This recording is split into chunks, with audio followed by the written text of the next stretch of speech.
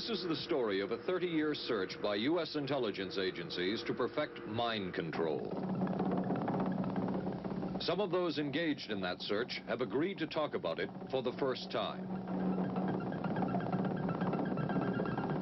One said, "I think every last one of us felt sorry to attempt this kind of thing. We knew we were crossing the line." The search would be endless. From brothels, an agent says, we learned a lot about human nature in the bedroom, to the mystical rites of a magical mushroom ceremony performed by an Indian shaman, to a Spanish bull ring. The bull has had electrodes implanted in the brain and is controlled by a scientist. There would be victims.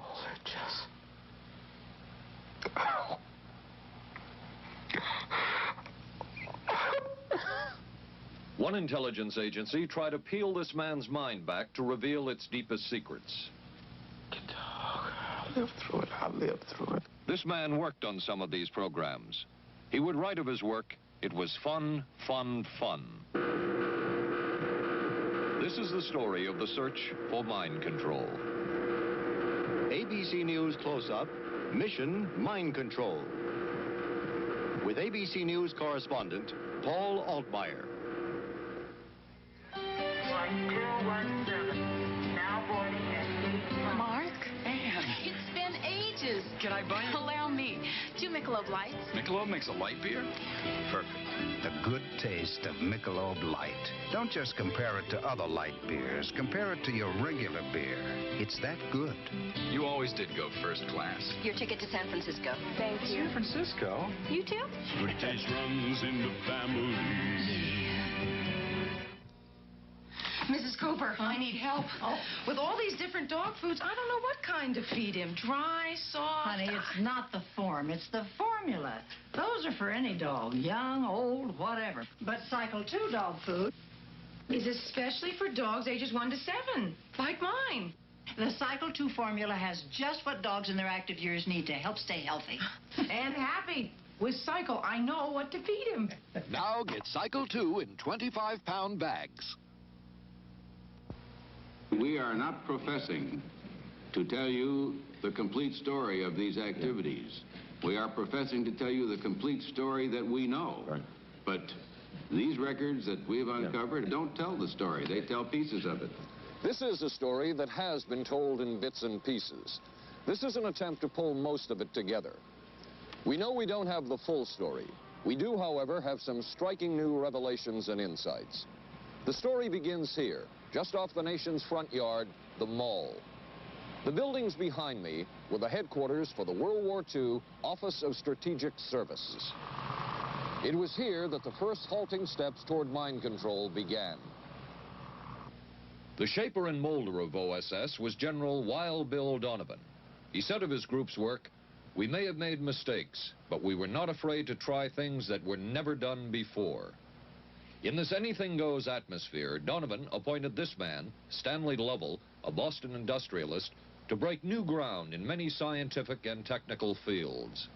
Donovan called Lovell his Dr. Moriarty, after the fiendish professor in Sherlock Holmes. Lovell liked the name and posed for this Saturday Evening Post photo. He later wrote of his OSS job that it was, quote, to stimulate the Peck's bad boy beneath the surface of every American scientist and to say to him, throw all of your normal law-abiding concepts out of the window. Here's a chance to raise merry hell. It was in this atmosphere that the search for mind control began.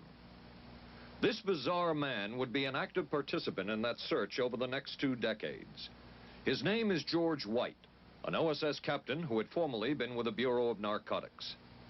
In his diary, seen here publicly for the first time, White left a legacy of the darker side of American intelligence work. He received his early OSS training at the British-run school at Oshawa, Canada, the same school where Ian Fleming, the creator of James Bond, was trained. White referred to the school in his diaries as the Oshawa School of Mayhem and Murder. Mike Burke, former OSS colleague of White's and now president of Madison Square Garden Center. Very compelling fellow, mysterious fellow, almost mystical fellow. He was fascinating because you knew something about him, but not enough about him to really get a fix on him. He also knew a great deal about the swifter elements of society, the gamier side of life. and he was very impressive in his technical knowledge of the underworld, so to speak. He said, one of our men gets beat up. He says, you have to act real fast and teach these guys a lesson. Charles Siragusa, a former narcotics officer and friend of White's. He'll come around, he says, and break your kneecaps. And with that, one guy laughed, and George White always had a little Billy with him. And this one guy saw us naked. George White turned around and whapped him across the neck with it. Then he picked up a pool stick and started beating everybody up. He made his point. And he made his point. George White was not a man of understatement or subtleties. His boss at OSS, Stanley Lovell, referred to him as deadly and dedicated. In this note from White's diaries, it says, call Lovell regarding TD. TD was a rather transparent cover for Truth Drug. George White worked with the Truth Drug Committee here at St. Elizabeth's Hospital in the nation's capital. They experimented with mescaline, scopolamine, and marijuana on unwitting victims. The committee soon learned there was no easy panacea, no truth drug at this stage. But White and later colleagues would not stop trying. The goal remained the same. As this 1952 CIA memo says, the aim is controlling an individual to the point where he will do our bidding against his will, and even against such fundamental laws of nature as self-preservation. But it was a discovery here in Basel, Switzerland, at Sandoz Laboratories by Dr. Albert Hoffman, that led the intelligence agencies of America to believe that they had found the panacea.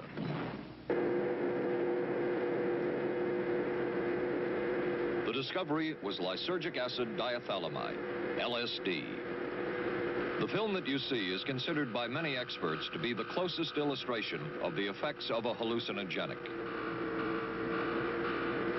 It was one of the first times that anybody had run into a powerful drug that was different than anything else that they knew anything about. John Gittinger, recently retired chief psychologist for the CIA. This is the first time Gittinger has been interviewed publicly. We could disable a whole city by putting a very small amount in a water supply. After all of these years of us, those of us who are involved in looking for this secret drug, this was the only thing that began to look for the first time like it might be something like that. The CIA's interest in LSD was intense. The worry was that the Russians would get hold of it. Were the Soviets into LSD? I'm going to have to say I'm sure they were, but if you ask me to prove it, I've never seen any direct proof of it. But at one point, intelligence information received from Switzerland said that Sandoz Laboratories was about to put 100 million doses of LSD on the open market. And it caused enough concern within the agency that the United States was prepared to buy the entire supply. However, a slight mistake had been made. The mistake is made public for the first time. I just found out on a new CIA document that there were no such large quantities of LSD on the market. John Marks has filed numerous Freedom of Information suits against the CIA and has unearthed much new material. He is the author of The Search for the Manchurian Candidate, a history of intelligence agency work with mind control. He is a consultant for this report. What happened is that there was a military attaché in Switzerland, an American officer, who got milligrams and kilograms mixed up. In other words, he made a mistake of thinking 1/1000th of a gram was the same as 1,000 grams, which is a mistake of 1,000,000 times. So when the CIA got the intelligence that there were 100 million doses on the market, in fact, there were 100 doses. The man who would oversee the CIA's research into drugs and most of the agency's behavior programs is this man, Dr. Sidney Gottlieb, a chemist. Dr. Gottlieb declined ABC News' request for an interview. In their never-ending search for the miracle weapon, CIA operatives searched here in the remote mountain areas of southern Mexico for what up to then had been considered a myth, magic mushrooms. They used this man, a part-time chemist for the CIA, to dupe this man, a vice president of a bank and an amateur mycologist or mushroom expert, to try to get to the magic mushrooms and turn them into a drug. But it would be the amateur, R. Gordon Wasson and his colleagues, who would win the race and develop the drug psilocybin from the magic mushrooms. We went into the Mazatec area, far from the highways, remote from Mexico City. There we found that rotten bagasse, as it's called, bagasso, covered with mushrooms. These mushrooms I didn't know, had never seen. They were the sacred mushrooms. Wasson would also discover and record the ancient mystical rites of the mushrooms from a local shaman or magical priestess, Maria Sabina. And we were seeing incredible sights. They would go slowly or they would go fast as I ordained. All your senses are rendered acute. We say that you see visions, you see hallucinations, but that doesn't begin to tell this story. The hallucinations are only part of it. You hear sounds, you smell things. The night was thrilling. Word of Wasson's discovery reached the CIA quickly. Dr. James Moore, a University of Delaware chemist, secretly served the CIA preparing deadly chemicals on short notice. Moore was instructed to get close to Wasson and accompany him on another trip to Mexico to get the magic mushrooms. Internal documents show the CIA felt a drug derived from the mushrooms could remain an agency secret. What in the world were they looking for with the magic mushrooms? I think the best answer to that is that they were looking for fundamental information on compounds that would be capable of causing changes in behavior, changes in mental attitude. Did you ever consider what would have happened if any of these substances were given to, say, unwitting people? Oh, I don't remember having considered that specifically. What if you... I trust perhaps you've thought about it. Well, I haven't worried about it. Your question again, what would I have thought had I known that any of these substances would have been given to unwitting persons? You mean a hostile agent of another government? No, I mean think that was probably one of the things they had in mind. I mean testing it out on an American citizen. I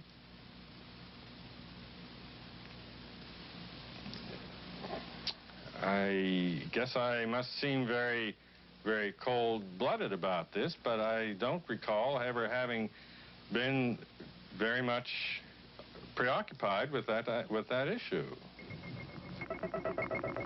But many drugs were tested in this way. A decision was made at the highest levels of the CIA to do testing on unwitting Americans. As one CIA document says, such testing would be operationally realistic. A former CIA official who worked on these programs describes for the first time how the decision was made. He did not wish to be filmed or recorded.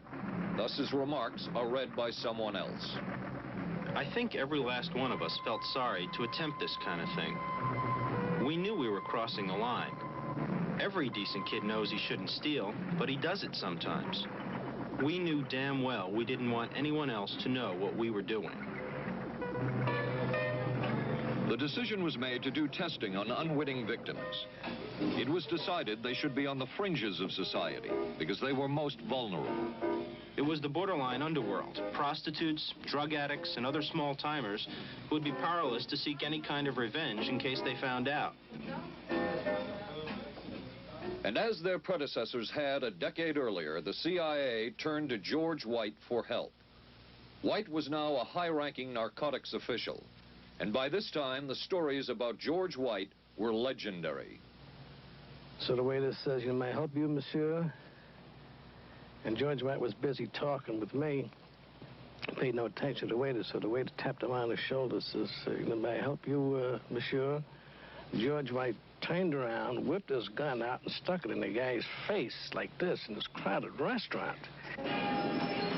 George White did not mind bending the law, and he knew the street well. He was the ideal choice for what the CIA had in mind.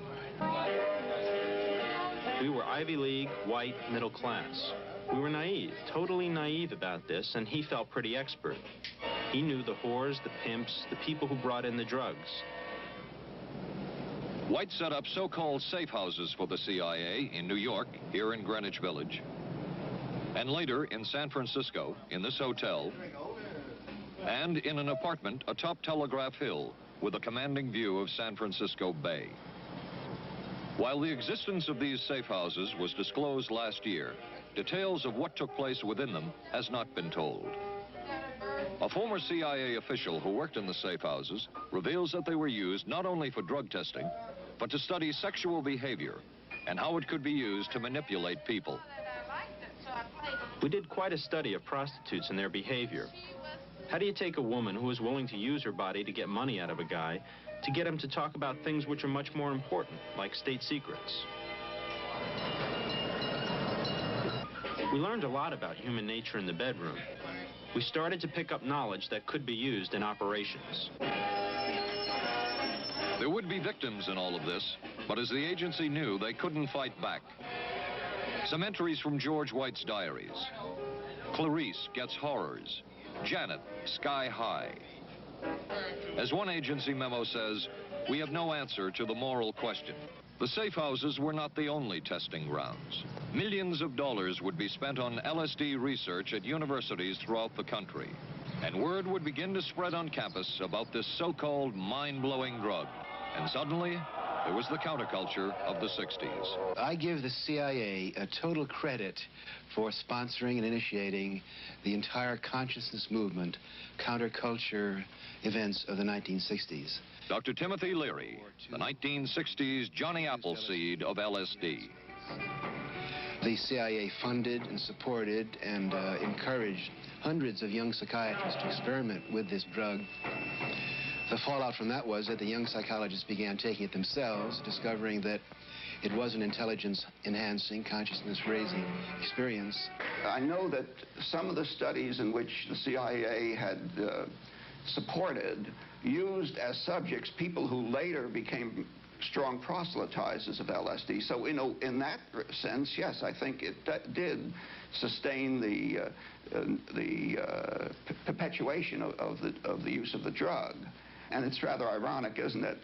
The counter case that I would make in relationship to that is to remember that the people who were doing the research were people who would be doing the research regardless of who was the sponsor. I don't think anybody working in that time in the remotest ever thought that it would blow up into the kind of thing that it did.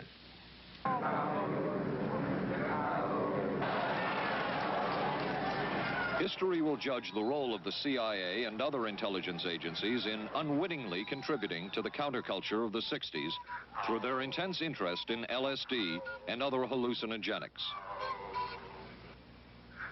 But for the moment at least, the argument can be made that the CIA helped usher in the age of Aquarius.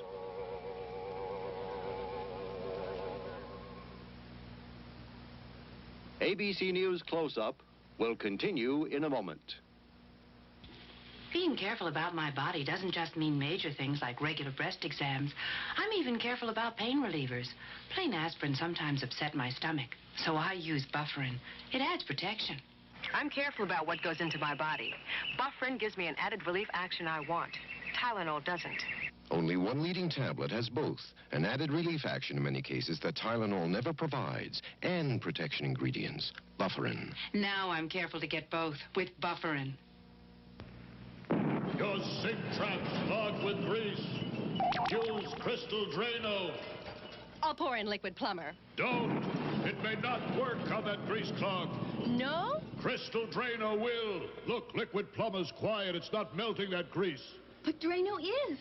It broke through. Will Drano hurt metal pipes? No.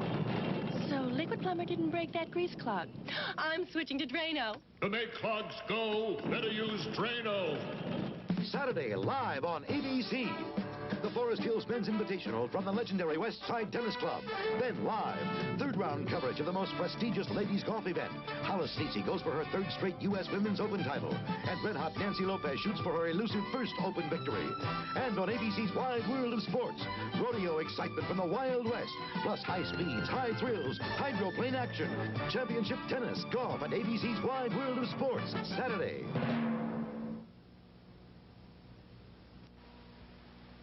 Wednesday on 8 is Enough. We got the buggy fever. The Bradford girls go disco crazy. Hey, hiya, hun. What do you say we get, down? And the summer's off to a red-hot start. And Charlie's Angels play the horses. I want to be a jockey. But end up in a dead heat with death. Then, the ghost of Jack the Ripper haunts the back streets of Vegas. Tomorrow, starting at 8, 7 Central and Mountain on ABC.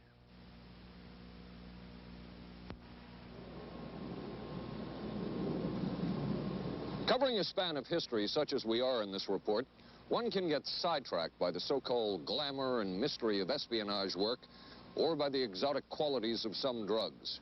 But what you can't lose sight of is what all of this would mean in terms of individual human beings. There would be deaths.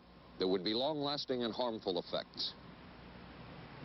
The best-known case is that of this man, Frank Olson, a chemist employed by the Army Chemical Corps, who in 1953 was slipped LSD unknowingly at a meeting with CIA officials. Shortly after that, Olson went into severe depression. He ended his life at this New York hotel by diving through a shaded closed window in his 10th floor room. Frank Olson was the first known fatality in the CIA's LSD program. Olson left behind a widow, Alice, and 3 children, but it would be years before they learned the real story of his death. Shortly after his suicide, Alice Olson was visited by Dr. Sidney Gottlieb, the man who had administered the drug, and by Robert Lashbrook, his deputy, who was the last person with Frank Olson the night of his death. It was probably to check me out and see whether I was handling myself and handling the situation, whether I was hysterical. And I'm sure they left the house feeling ever so much better because I had been gracious and hospitable to them, so that I must have played right into their hand and made them feel fine. 23 years later, how did you feel about that meeting? My anger was unbelievable at how I had been duped for this length of time, and the anguish which was unnecessary. Anyone who knew during all of those years never told Alice Olson the real story of her husband's death. She would discover it by accident more than 2 decades later. In essence, it was a 22-year-long cover-up. Lyman Kirkpatrick was Inspector General of the CIA at the time of Frank Olson's death. But had not the Olson case occurred within the secret confines of the CIA, would not this case have been a prosecutable case? Perhaps manslaughter? I would think very definitely prosecutable, and certainly from the point of view of of Mr. Olson, why it should probably have been actionable. Frank Olson's suicide slowed down the CIA's testing of LSD and other drugs, but only momentarily. The CIA was not the only government agency interested in the possibilities LSD and other drugs presented for mind control. The Army Chemical Corps first started working with the CIA and then branched off on its own. It, too, tested drugs on unwitting victims, and a death would result. The case of this man, Harold Blower, a tennis pro, seen here with his daughter Elizabeth, is well known. In 1953, Blower was a private patient at the New York State Psychiatric Institute. He was given 5 injections of a mescaline derivative that was being tested secretly for the Army Chemical Corps. With the 5th injection, Harold Blower died. As with the Olson case, a 22-year cover-up followed, until finally the Army admitted the real details of Blower's death. Since the initial news stories of Harold Blower's death, close to 5,000 documents, previously classified, have been released by the Army and obtained by ABC News. They provide valuable insight into Army activities at the time of Blower's death and where the Army went from there with their own drug testing program. From a previously classified deposition of Dr. James Cattell, who administered the mescaline derivative, on the purpose of the drug testing, to produce symptoms similar to those that you see in schizophrenia. On how much the patient knew about all this. We didn't delineate all the possibilities of what might happen because then you contaminate your experiment. Cattell then relates that he never even knew what drug he had given Harold Blauer because of the secrecy of the Army experiments. We didn't know whether it was dog piss. This was secret. This was a secret. We weren't in on it. We asked Blauer's daughter Elizabeth for her reaction. What? How can anybody react to that? I mean, that is so far from what you'd expect from a human being, never mind a doctor, never mind a professional specialist who's supposed to care about people's minds. It's unbelievable. A suit filed by Elizabeth Barrett against the Army Chemical Corps is now pending in federal court. Other Army experiments continued on mental patients around the country. Work done at the Tulane Medical Center in New Orleans involved several drugs, hallucinogenics, and electrodes implanted in the brain. The chief researcher was Dr. Russell Monroe, now head of the psychiatry department at the University of Maryland. These are various progress reports written by Dr. Monroe and recently obtained by ABC News. From one of the progress reports, a report of a woman who had electrodes implanted in the brain and was then given LSD and other drugs. She became agitated, cried, lapsed into a trance-like state.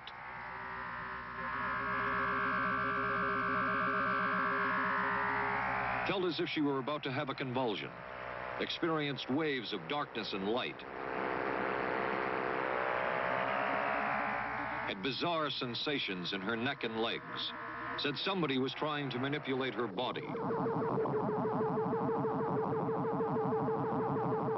At this point, Dr. Monroe wrote that the woman was obviously having paranoid ideas. As a layperson, perhaps you can enlighten me. What therapeutic effect would the type of experiment that I just described have on a patient? Well, the therapeutic effect would be indirect. Was this patient aware that she was being given LSD? Yes, I mean, they were told that they would be given some medications, and they should have... Specifically LSD? Well, we told them, I don't think that they would have even known what LSD was then at the time. They were told that they were going to they would be given some medications which might make them feel worse. Dr. Monroe, what do you think the Army Chemical Corps was looking for in all of this testing? They were looking for an incapacitating agent, an agent that would not harm the person permanently, but would incapacitate them temporarily. That seemed like a humanistic way to wage a war, if war is necessary. When James Thornwell was given LSD by Army intelligence in 1961, this time it was no experiment. This time the express purpose was to peel back Thornwell's brain to bear any secret within it. This time the Army had gone operational. Thornwell, as reported on ABC last January, was an Army private stationed in Orléans, France. Classified documents were missing from his unit. Thornwell became a suspect. His 2.5-month interrogation included administration of sodium pentothal, hypnosis, isolation, and deprivation of sleep. Army documents obtained by ABC News refer to this interrogation as conventional. Despite this severe questioning, Army intelligence was getting nowhere with Thornwell, and it was decided to slip him LSD. For 16 years, Thornwell never knew what had hit him. Tell me about the acid. I'd rather not. It's a bad trip. It's a bad trip. That was a bad trip. The pain was so excruciating. Felt like somebody was sticking me with 1,000,000 pins. You know, just everywhere. Oh, it just...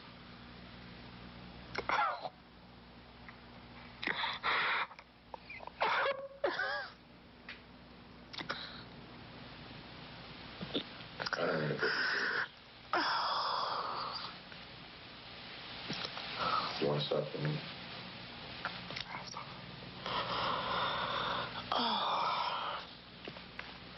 I walked around. want to stop? No, I can talk. I'll live through it. I'll live through it. I'll live through it. No charges were ever brought by the Army against Thornwell. He was discharged for psychological disorders. But an Army psychiatric evaluation of Thornwell obtained by ABC News, one which was done prior to Thornwell having been given LSD, says of him, fairly cooperative, oriented, alert, and gave no evidence of psychosis or depression. From the Army's point of view, this type of LSD interrogation was a success.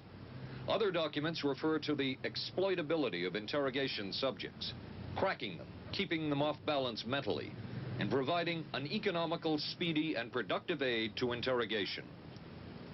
From James Thornwell's point of view, it was no success. Thornwell still has serious problems. He's run through 2 marriages. He maintains he can't hold a job, can't concentrate, has nightmares, and feels socially and emotionally isolated. Last fall, Thornwell filed suit against the government in federal court. In a moment, we will examine the closest experimentation to brainwashing that we have uncovered.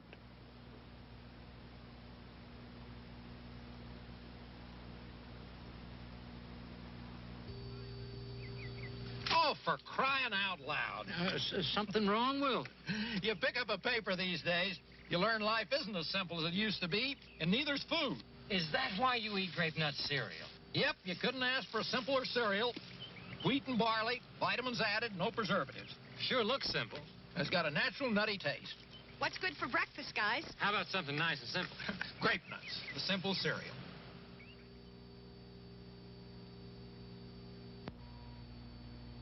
Maxwell House's coffee you can count on. Maxwell House, good to the last drop.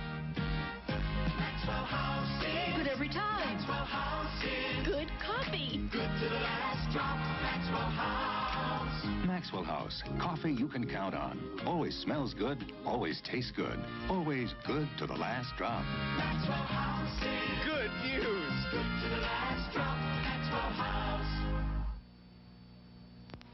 ABC News Close-Up will continue in a moment. Special baseball. The Yankees take on the Angels Friday night on ABC. This is a heavy-duty stick-up, and this is a good place for it. New heavy-duty stick-ups from Airwick for small places with big odors. This is David Shoemaker in the news at this hour. District Police have charged a young Northeast woman with the weekend kidnapping of that day-old baby. Sources say the woman was pregnant and afraid she'd lost her own child in the accident, and that's what motivated the kidnapping. 'Twas the night before Skylab, and we'll have the latest on its fate and ours. Testimony before Congress today on battered wives. Some of the victims are battered wives. A rock and roll star put on probation for income tax evasion. The condition is he must put on 1,000 hours of concerts for charities. And we'll be talking with a local teenager who won a gold medal at the Pan Am Games. Join us at 11. Reach for the sun. Hello, sunshine. Reach for the sun. Hello, sunshine. Hello, Mountain Dew. Nothing else tastes or feels quite like Mountain Dew, or goes down as smooth like a soft breeze on a lazy afternoon. Reach for the sun. Reach for Mountain Dew.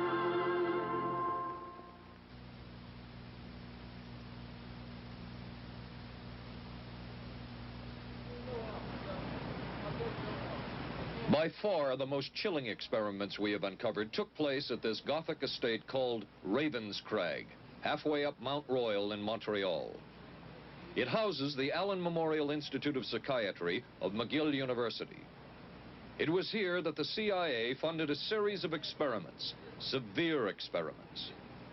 The work was done by the Institute's then director, Dr. Ewan Cameron. It is the closest experimentation to brainwashing yet disclosed. His work, unprecedented in psychiatry, consisted of 3 areas which he called sleep therapy, psychic driving, and the ultimate depatterning. Dr. Maurice Dongier, current head of the Allen Memorial Institute. In his psychic driving, so-called type of therapy, he would give the patient intensive electric treatment in order to make the patient regress deeply, become forgetful. and then he would attempt to implant new ideas in the mind of the patient. Now, to a layman, it would appear that Dr. Cameron was trying to take the slate and wipe it clean, the slate being the mind. In other words, brainwashing. Exactly, that's a very good comparison. Brainwashing. Yes, to life. Val Orlico of Winnipeg, Canada, the wife of a member of the Canadian Parliament, was a patient of Dr. Cameron's. She entered the Allen Memorial Institute because of severe depression. She describes for the first time publicly the LSD therapy and psychic driving treatment that she was given by Dr. Cameron. And then the drug began to take hold very rapidly because it was an IV injection. And things became very furry and very frightening, and had a lot of sensations that it's very difficult to recall. Nobody explained it to me. Nobody ever asked me if I was willing to do it or anything. He had this feeling that he would be able to get through the resistance of illness and to reach deep changes very quickly. Did he? I don't think that when you look at that in retrospect, the hopes that he had have been in any way fulfilled. But Cameron would plunge on. The next step was what he called psychic driving. This involved almost endless tape-recorded messages and more drugs for the patient. Cameron wrote that this was the way to make direct controlled changes in personality. I thought this was the coldest and most impersonal treatment that anybody could give to anybody in the world. And I became more and more despondent and more angry. I just became so despondent that I thought I can't live like this any longer. And I thought I would just go out and throw myself underneath the cars on McGregor. I stood on the curb of that street and I stood there and I thought, okay, go. Okay, go. And then I thought, what if you're not killed? What if you're just maimed? What if you don't die and you live and you can't even talk anymore? And I couldn't do it. The most severe technique Cameron used was de-patterning. He described it as breaking up the existing patterns of behavior by means of intensive electroshock therapy with prolonged periods of sleep. He carried out these experiments in something he called the sleep rooms. People in there were like babies. They cried and they were very disoriented. And we were very afraid of the sleep room. We used to walk very carefully against the side of the corridor that was opposite the sleep room with our backs to the wall when we'd go by. Cameron used this combined sleep electroshock treatment on patients as long as 30 days. One patient he kept asleep for 65 days.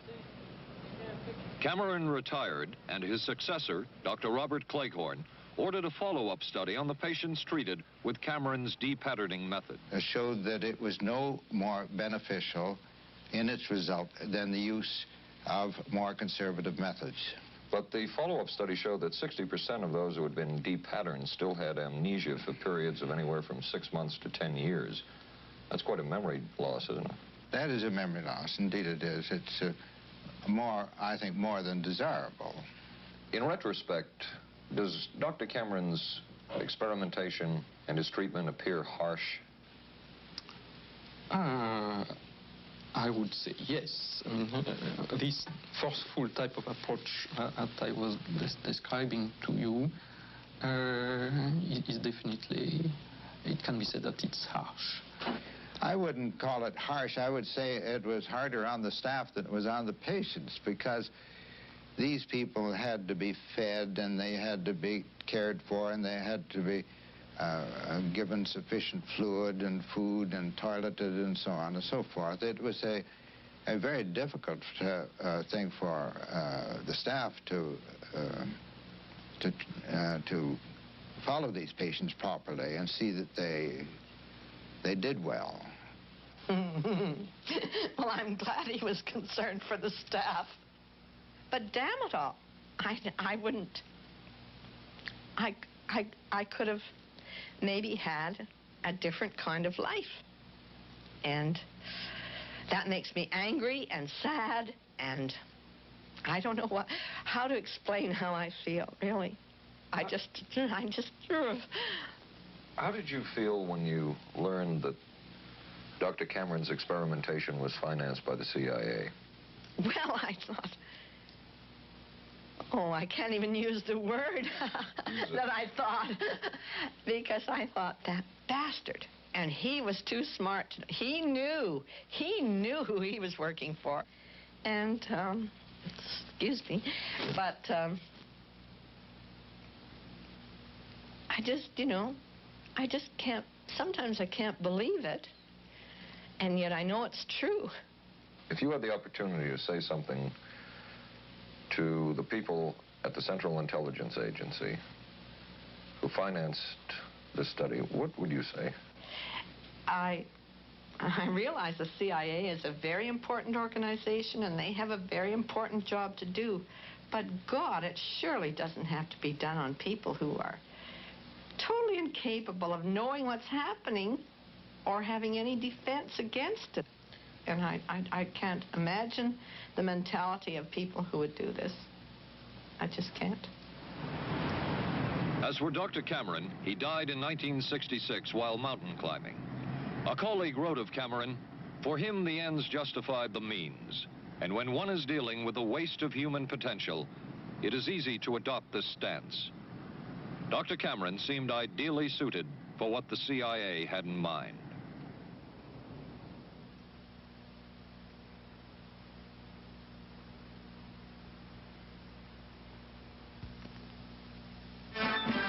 America is adapting to the shape of things to come. Triumph TR7 with 5-speed transmission or optional automatic. Wide steel belted radials, front disc brakes, front end spoiler, rack and pinion steering. Triumph TR7. No other sports car looks like it. No other sports car drives like it. Triumph TR7. The shape. Hey, don't worry. They just got lucky. I'm sorry. I let us down. Forget it. We'll beat them next week. No, I really let us down. Come on. How about a Michelob Light, huh? Michelob makes a light beer? Sure. The good taste of Michelob Light. Don't just compare it to other light beers. Compare it to your regular beer. It's that good. This Michelob Light is great. Hey, you know what our real problem was today? Yeah, you were terrible. Good taste runs in the family. The many roles I play call for many hairstyles. So I use hot curlers, blow dryers, things that can be brutal to hair. I switched from one conditioner to another looking for help. Then came Alberto VO5 hot oil treatment. It works just like a salon hot oil treatment, but takes less time and money. I just heat a tube, smooth it in, and shampoo. My hair's left silky, shiny, more manageable than I ever dreamed. Alberto VO5 hot oil treatment. I'll never switch again. Thursday. I can move a few of my things over this morning. There's a scandal in the 12th when Wojo gets a roommate. Hi. In a Barney Miller special. I'm a prisoner of my biological urges. Sorry to hear that. Then authorities say this Texas motorcycle gang murdered a federal judge. People are always scared of something they don't understand, and they don't understand us, so they're scared. Geraldo Rivera investigates dope, death, and the banditos on 2020. Thursday, starting at 9, 8 Central and Mountain on ABC. It was the Cold War, and especially the trial of Joseph Cardinal Mindszenty, who was forced to testify in a Hungarian court that he was a spy. And then later, the Korean War, with the coerced and mainly fraudulent confessions of American servicemen. My information took place on the... That would spark intense interest in intelligence circles about brainwashing. The CIA secretly commissioned a study of communist brainwashing methods at the Cornell University Medical Center. A leader of that study was Dr. Lawrence Hinkle. He explains first the Russian method of controlling and breaking a person. Absolutely isolated from everyone else, with one man whose job it is to get you to write the extent to which you are a criminal. In this setting, you can get people to do most anything, do you see? Because you don't have to lay a hand on them. And by the time you get through and you go up before the judge, the fellow says, were you a spy? He says, yes, I was a spy. The Chinese never really had this kind of a state police system. They would get him in, and all this fellow does is ask you to write, rewrite, and talk to him about your whole life. Graduated from pilot training in 1949. While the purpose of the study was to find out about communist brainwashing techniques, CIA documents show that the agency was interested in developing mind control methods of its own to precondition and control Chinese living in this country to be sent back to their homeland as CIA agents. What do you think they were looking for?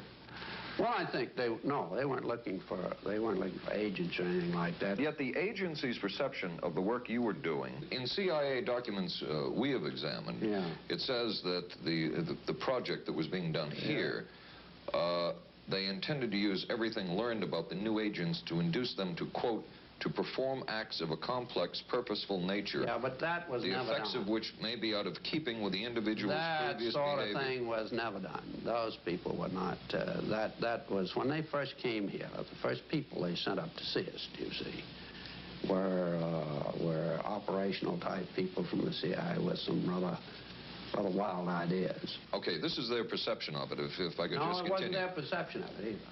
No, it wasn't. Dangerous to his being, contrary to any previous consciously expressed intentions and interests, contrary to the good of the individual, and subversive to the goals for which he is consciously working. I understand all this talk. But the situation was, you see, those things were never done because of wise people on both sides. We were not able to do this nor interested in it. They were, though. Some of the low-level people were, but the high-level people were not, to tell you the truth. But documents clearly show that the CIA was attempting to develop agents over whom they had as much control as possible.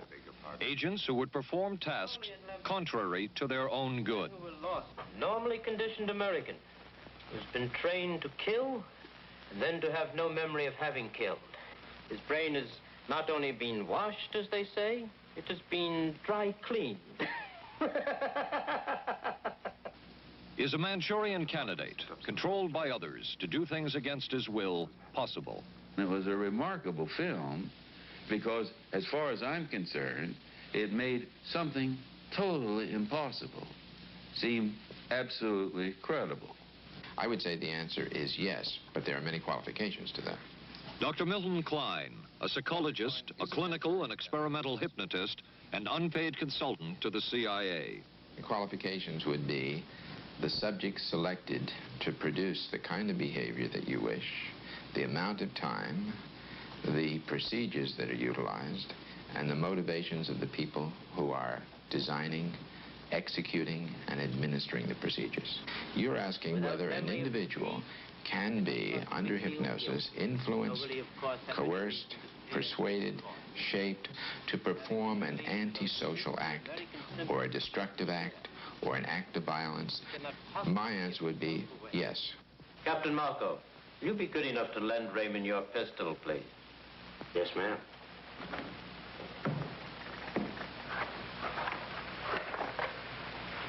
Thanks, Ben. Sure, kid. Shoot Bobby, Raymond. Through the forehead. Yes, ma'am.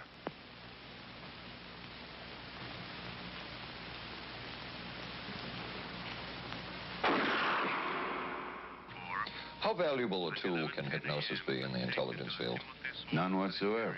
It has absolutely no use because nobody's ever been able to do that I know of, do it in an operationally feasible way. I'm not in any way saying that hypnosis doesn't take place. I'm not saying there's nothing to it. I would say that most government agencies concerned with intelligence operations have been looking to hypnosis as a tool for a variety of purposes, one of which is to carry out and to execute certain intelligence operations on a basis where they would not have to rely completely on some of their own emotional reactions. Actually, would that entail murder? It could, if you consider that an act of killing someone under circumstances of war is murder. I think one has to define what that means. Under circumstances of peace? Under circumstances of peace, it would be murder. Another former CIA agent says that Fidel Castro at one time was considered as a possible target for a Manchurian candidate. Castro was naturally our discussion point. Could you get somebody gung-ho enough that they would go in and get him? But if you have 100% control of a guy, you have 100% dependency. If something happens and you haven't programmed it in, you've got a problem. So in the end, it was decided that a Manchurian candidate was not feasible. But the search for mind control continued. But could the mind be controlled? Perhaps not. But is human behavior predictable? In this area, the CIA did make a significant breakthrough. A personality assessment system designed by the agency's chief psychologist, John Gittinger. It comes close to being able to predict how humans will behave. It's really a descriptive system, an attempt to try to describe personality in a relatively systematic way so that hopefully you can get some kind of an idea to predict what the behavior between different kinds of individuals. Gittinger's system had many uses in intelligence work. One was to draw personality portraits of world leaders. Using Gittinger's system, the agency concluded the Shah of Iran is a brilliant but dangerous megalomaniac whose basic problems resulted from an overbearing father. And there were other applications. Your assessment staff played a key role in helping other governments pick their police intelligence agencies, including, we've learned, the Korean CIA, Uruguayan National Police. Can you tell us about this? No. Author John Marks. The former #2 CIA man in Uruguay told me how in 1966, John Gittinger and an assistant traveled down to Uruguay and gave the tests in order to select members of the Uruguayan intelligence service. A psychologist who used to work for the CIA told me in 1961 he personally traveled to South Korea as part of an American CIA effort to set up the Korean CIA and to give the personality tests to candidates for the Korean CIA to choose the best man for their secret police. But one of the basic functions of Gittinger's system was finding the vulnerabilities of an agent, a double agent, or a potential agent. In its applicability to intelligence work, isn't the PAS system looking for a person's soft spot? Well, of course, the answer to that is yes, but I hasten to say soft spot. This is what I consider a negative word.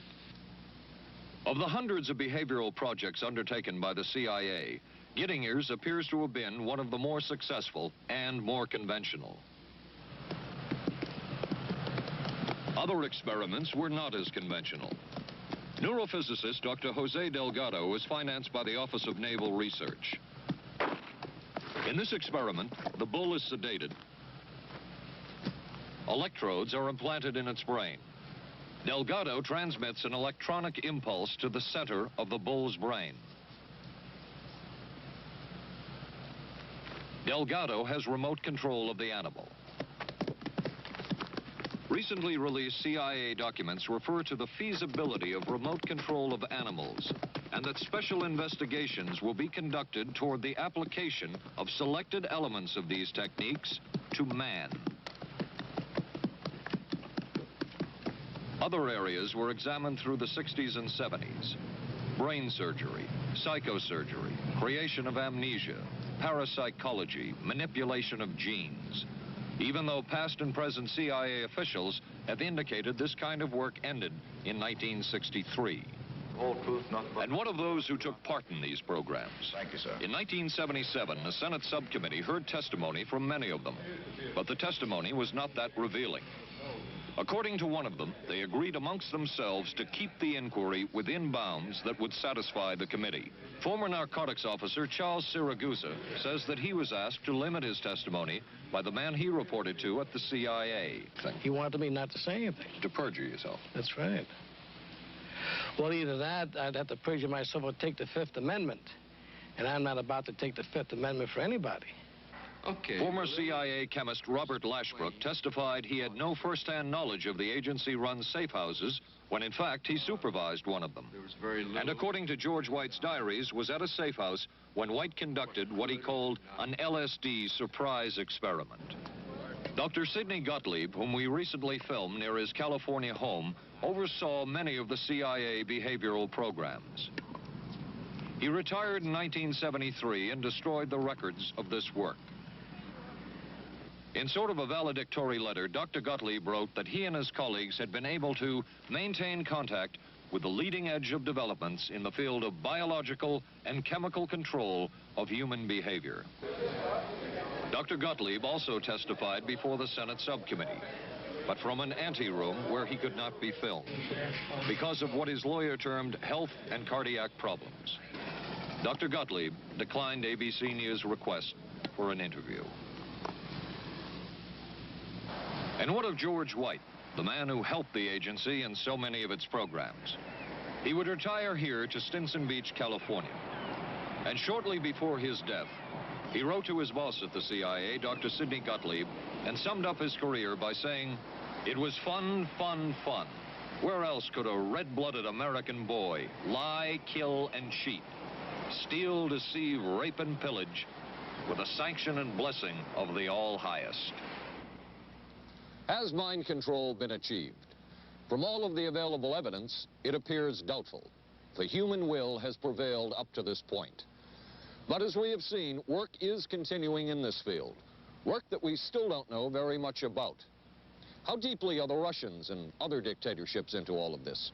We really can't say, and the CIA is reluctant to give out information about it. But the basic question remains, what place does all of this have within a democracy? One final point should be made. As one of the persons who worked on these programs told us, we are very capable, conscientious, and very dedicated scientists working for our country. Their work speaks for itself. This is Paul Altmeyer for ABC News. Good night. Here's a great idea. Potato peeler? Nope. Hair curler. It's Vanish Bowl Freshener. Freshness in a snap. Snap it under the rim and it freshens 2 ways. It's always there to freshen. Then when water hits it, extra deodorizer and detergents are released, working best when and where you need it.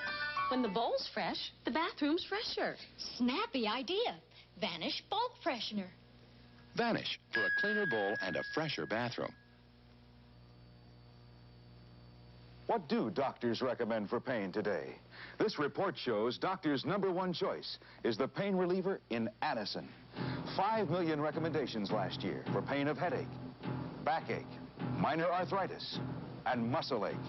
The ingredient in Anacin is the doctor's #1 choice. Anacin is strong, a special combination of medical ingredients free of stomach upset for millions everywhere. The ingredient in Anacin, doctor's #1 choice.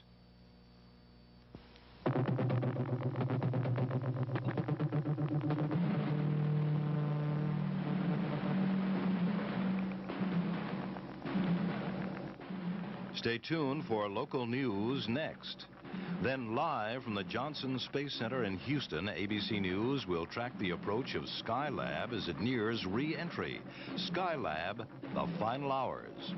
Right after Twiggy and Dirk Benedict of Battlestar Galactica star in I Want Her Dead on the Tuesday Movie of the Week tonight on ABC.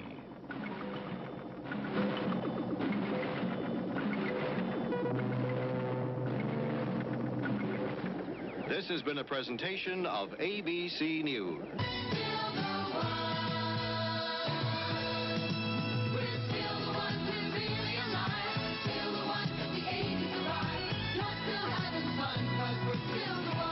Still the one, ABC.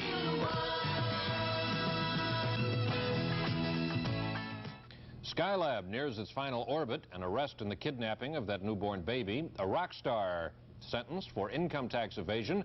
And a local gymnast talks about her winning performance in San Juan. News 7 is next. We were concerned about our monthly electric bills, so we called Pepco for help. They sent us this energy-wise home audit. Just take a few simple measurements and answer the questions. Then mail them back to Pepco. Then Pepco will, free of charge, analyze your home's energy use and send you back a list of recommended changes to help you save money on your bills. Write today for Pepco's Energy-Wise Home Audit